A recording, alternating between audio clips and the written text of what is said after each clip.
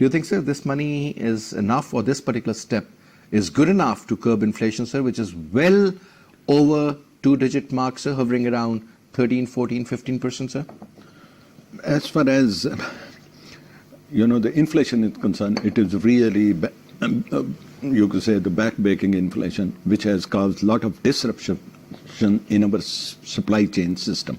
The supply chain system plays very important and a vital role in the development of the national economy.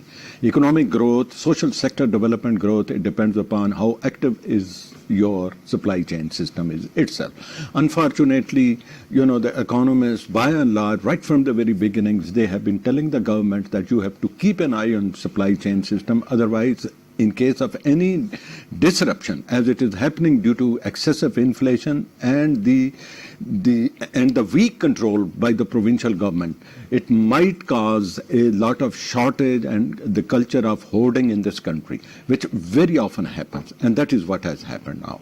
Firstly, and secondly, I would like to say that the accurate information, either it was not available, to our leadership, who were calling the shot, or no effort has been made to procure the real information or statistic with respect to the various food items which are being grown every year, which are being stored. For example, wheat is one of the example.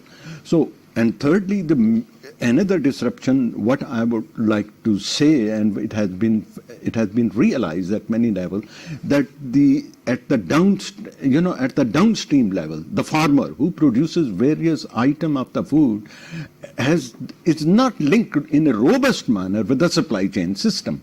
Accessibility to the high market is not available. He has to depend on the intermediaries, the commission agent for selling his goods. That is again, and they make use, they exploit this opportunity hugely in favor of their own interest.